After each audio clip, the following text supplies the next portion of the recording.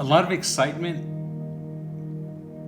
but at the same time realizing that there were a lot of things that had to go the right way for this plane to ever take off. There was the possibility that the vision would have become dead in the water.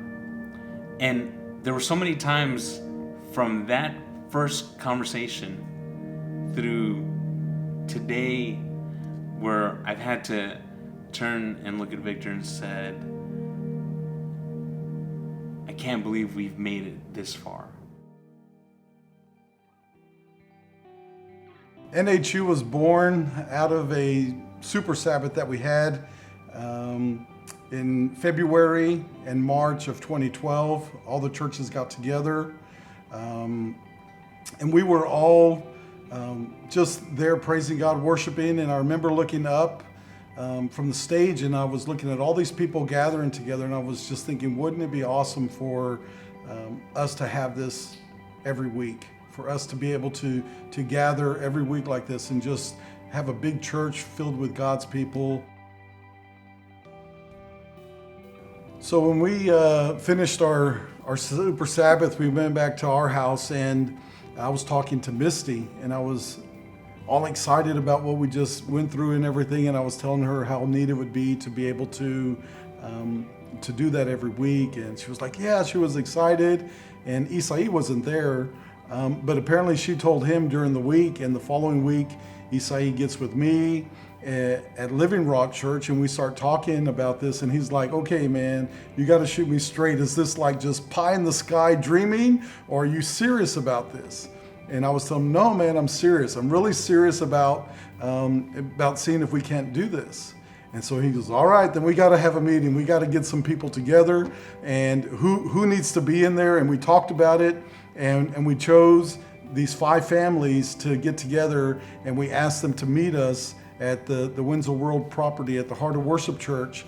And we were going to sit down, we were going to have some barbacoa, we were going to have some Big Red, and we were going to discuss the possibility of putting NHU together. For us, it was a big idea, and we talked about the this idea of having a church that is like a church that's done right, and a church done well, and a church that's moving and ministering and growing. Every person that was there you could see the excitement, you could see the passion, you can see just wanting better. It was only a few weeks into this new vision that was taking place, our new church, that we decided to put both buildings up for sale. And it wasn't 2 weeks, I guess, not even a week before we put the building up for sale, that we had buyers chomping at the bit trying to buy this property. And what was really amazing was that God not only found somebody to buy the building so quickly, but to pay us more than what we had actually asked for the building. That was just more of a sign for me to know that God is definitely with us in what we were trying to do.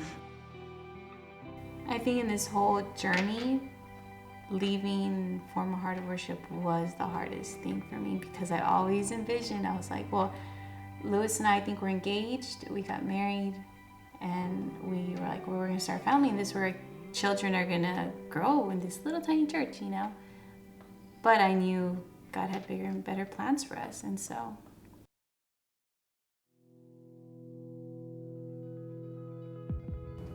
One of my former employers does after-school programming, and this center, Dan Cook Center, I knew was only being used Monday through Friday, and I thought, hey, this is an organization that could benefit from a little bit of additional income, and at the same time, it would be a perfect place for us to meet. And one of our issues was classroom space and space for different ministries to gather. So in benefiting from a place that had about 12,000 square feet, Yep, about 12,000. for the price of a luxury car, we had tons of classroom space.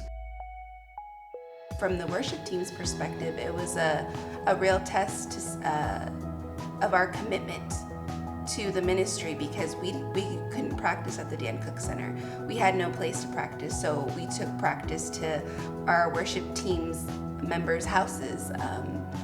For instance, Michael and I, our apartment, we all gathered in there. We made it work. The celebration services, how we were able to turn that building into, we were able to buy, this little pool or baptism pool. We're able to baptize. I'm like, wow, this is like, it feels like a church. And this is not a church building. But I love having our celebration services and just seeing people get baptized in this pool in the middle of a room, That's always a great memory.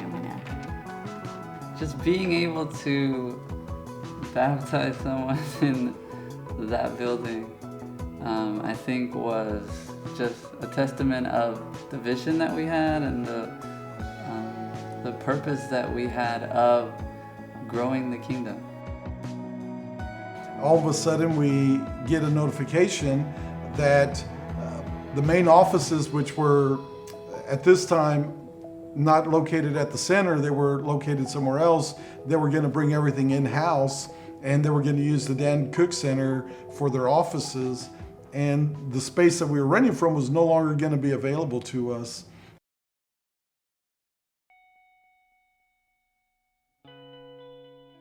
It was Ben that came across Jesus Church online. I think he found it on Craigslist or something, where a church was wanting to rent their space and wanted to see if anyone wanted to rent space from them, and Ben brought it to our attention. We were originally going to go to Plan B, which was to go and use the former Living Rock building, and we were going to have our church services there, and we were thinking about remodeling and trying to fix that up. But then Ben comes to us with this great idea that he found, and we look into it, and lo and behold, it just made sense for us to go ahead and to rent the space there at Jesus Church. From the Dan Cook Center, and then we went to Jesus Church, and we'd been there for a while. We'd been almost 2 years or 3 years as a church, and then we had just kind of seen this leadership structure that we were in that wasn't really working. It was really kind of ineffective, and it was hard to get things done. Really putting kind of a stalemate on the vision that we had for the church, and that's when Israel came in, and as an outsider, not really being a part of the original people that started the church, but as coming in later, he was able to see the way that we operated and just said, hey, I have an idea of a way that this might work better.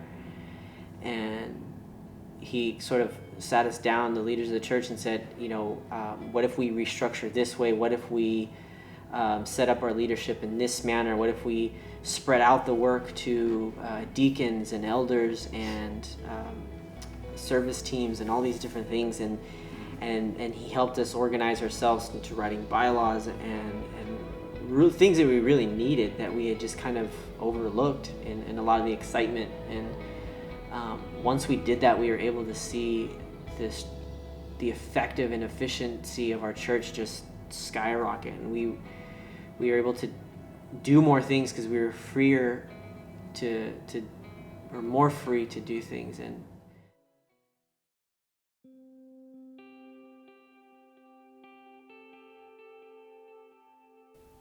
I never envisioned us moving into a building that was ready for us.